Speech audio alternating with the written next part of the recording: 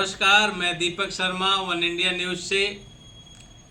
आज जहां बसपा सुप्रीमो मायावती सतना आई, मध्य प्रदेश में जहां विधानसभा चुनाव के प्रचार प्रसार में उन्होंने जिले भर के सभी विधानसभा सीटों के प्रत्याशियों के पक्ष में प्रचार करने के लिए सतना पहुंची, जहां उनको सुनने के लिए और देखने के लिए भारी भीड़ उमड़ी। हम बता दें आपको, सभी प्रत्याशी जो भी बसपा के हैं, जहां चित्रकूट से सुभाष शर्मा डोली, रैगांव से देवराज अहिरबार, नागौर से यादवेंद्र सिंह और भी सभी जो बसपा से प्रत्याशी हैं, वह अपने अपने विधानसभा से भारी भीड़ लेकर के मायावती के सभा में पहुँचे, जहां मायावती ने सभा को संबोधित करते हुए कहा कि बहुजन समाजवादी पार्टी सर्वहारा वर्ग की पार्टी है, जहां अब तक मध्य प्रदेश में कांग्रेस व भाजपा ने राज किया है, लेकिन दलितों के लिए, पिछड़ों के लिए कुछ भी काम नहीं किया, जिससे आज भी यहां के लोग आज भी पिछड़े हैं। ऐसे में जहां बहुजन समाज पार्टी ही एक ऐसी पार्टी है जो सभी के लिए काम करने वाली है, उन्होंने बताया कि अब समय है जागने का, समझने का। जहां उन्होंने कहा कि आरक्षण के मामले में भी किसी ने भी आज तक प्रयास नहीं किया जिससे आरक्षण पूरा हो सके, जबकि आरक्षण को लेकर बहुत सारे आंदोलन, बहुत सारे प्रदर्शन और भी कई मुद्दे पर उन्होंने बात की। जहां उन्होंने बताया कि सभी जनता से हम अपील करते हैं कि बसपा को वोट दें, हाथी को वोट दें, जिससे यह बहुजन समाजवादी पार्टी के प्रत्याशी भोपाल पहुंचे विधायक बनकर और सत्ता में काबिज हो, जिससे आप सभी का विकास हो। बहन मायावती को सुनने के लिए भारी भीड़ उमड़ी। बहन मायावती जो बसपा सुप्रीमो हैं, इनके कार्यक्रम में विधानसभा के प्रत्याशी, जिसमें नागौर के यादवेंद्र सिंह, सतना विधानसभा के रत्नाकर शिवा चतुर्वेदी, चित्रकूट से सुभाष शर्मा डोली, रैगांव से देवराज अहिरबार अपने काफिले के साथ जहां हजारों की संख्या में भीड़ लेकर ये सभी प्रत्याशी बहन मायावती के कार्यक्रम स्थल पहुंचे और अपने हुजूम के साथ उन्होंने मायावती जी का स्वागत किया और बताया कि बहुजन समाजवादी पार्टी इस बार जोर शोर से लड़ रही है, जहां सभी पार्टियों को पीछे करने में लगी हुई।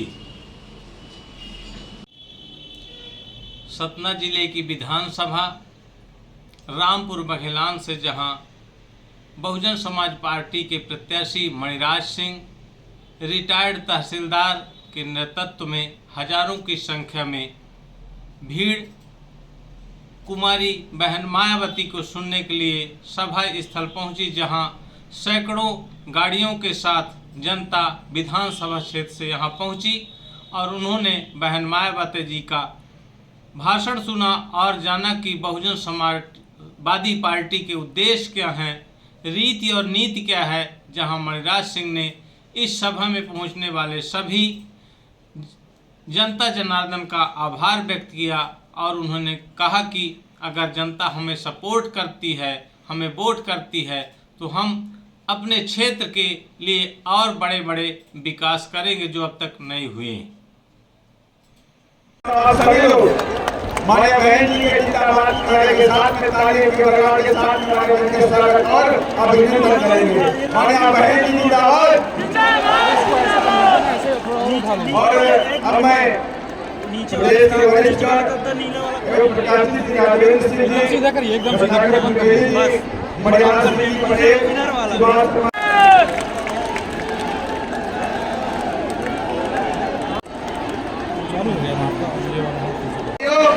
यही कहना चाहता हूँ आपसे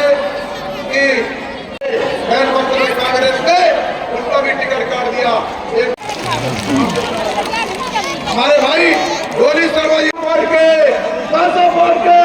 वोट खरीदे गए और मुझे रखने की कीमत जान दे करके चुकाना पड़ा।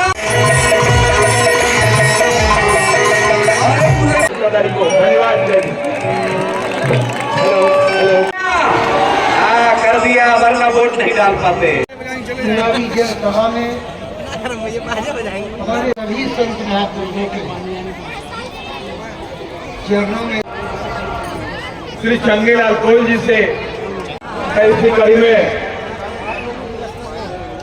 विधानसभा के लिए हो रहे आम चुनाव में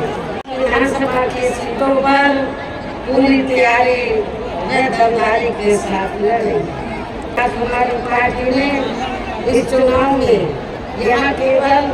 होम वाला गणतंत्र पार्टी को छोड़कर अन्य किसी भी पार्टी के साथ किसी भी प्रकार का कोई चुनावी समझौता आदि नहीं किया है। इसके साथ ही हमने बीएसपी से जुड़ने की तादाद को ध्यान में रखकर फिर उसी अनुपात में यहाँ सर्व समाज के लोगों को टिकट भी दिए हैं। लेकिन अब मैं इस हो रहे विधानसभा आम चुनाव में आप लोगों का ध्यान अपनी पार्टी बीएसपी को कामयाब बनाने के लिए कुछ जरूरी बातों की तरफ दिलाना चाहती हूँ। और इस संबंध में सबसे पहले मैं आप लोगों को ये कहना चाहूँगी कि अपने देश को आजाद हुए व भारतीय संविधान को भी लागू हुए अब बरसों बीत चुके हैं। और इस लंबी अवधि में केंद्र या आपके प्रदेश में भी आपके यहाँ मध्य प्रदेश में भी विभिन्न विरोधी पार्टियों की सरकारें रही हैं। लेकिन दुख की बात यह है कि इस दौरान यहाँ सभी विरोधी पार्टियों की रही सरकारों ने आपके प्रदेश सहित पूरे देश में भी सर्व समाज में से विशेषकर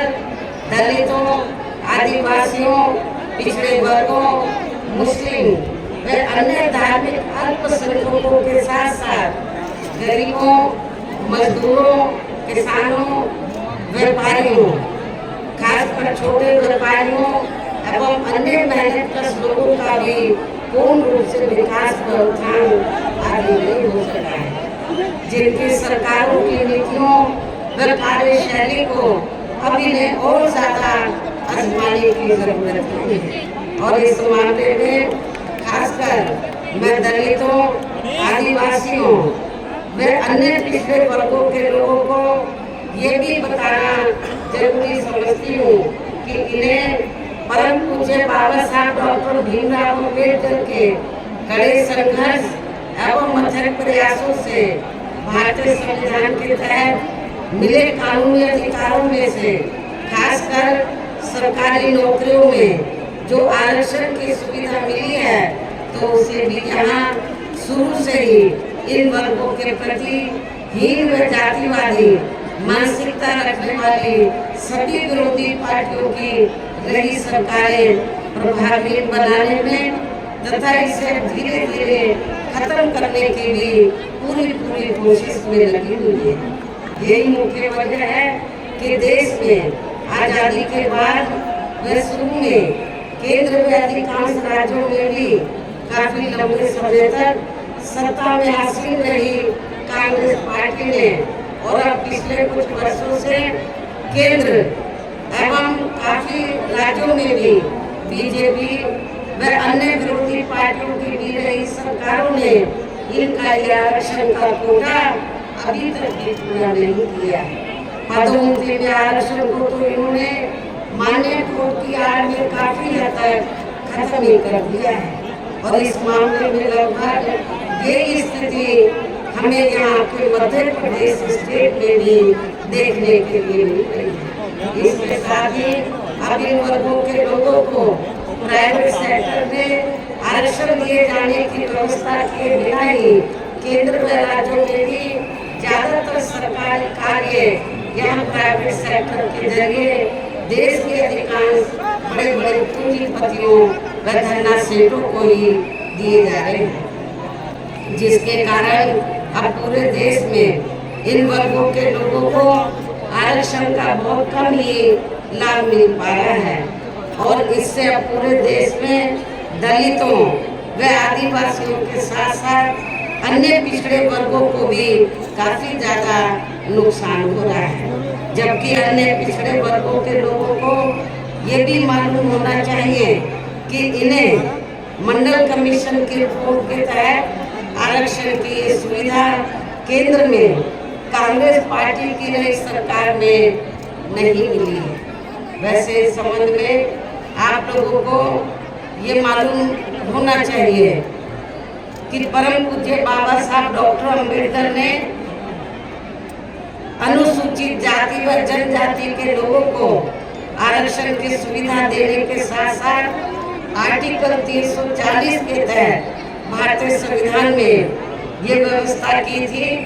कि केंद्र में जो भी सरकार बनेगी उसकी जिम्मेवारी बनती है कि वो कमीशन बैठाए और जो जातियां SC ST की तरह तो शिक्षा, सामाजिक और आर्थिक क्षेत्र में पिछड़ी हुई हैं तो उनकी छटनी करके इनको आरक्षण का पूरा लाभ दिया जाए। उन्होंने उसे रद्दी की टोकरी में डाल दिया, उसे अमल में नहीं लाया। उसके हमें वर्गों के मामले में ये भी कहना चाहूंगी, केंद्र द्वारा देश की लोकसभा व राज्य विधानसभाओं में महिलाओं को जो 33% आरक्षण देने की व्यवस्था की गई है तो उसमें SC ST और OBC की महिलाओं को अलग से कुछ भी आरक्षण नहीं दिया गया है। अपनी पार्टी के उम्मीदवारों को पार्टी के हाथी चुनाव चिन्ह के सामने वाले बटन को दबा के तथा हमारी सहयोगी पार्टी गोंडवाना गणतंत्र पार्टी के भी उम्मीदवारों को उनके आदि चुनाव चिन्ह के सामने वाले बटन को दबा के उनको जरूर कामयाब बनाए।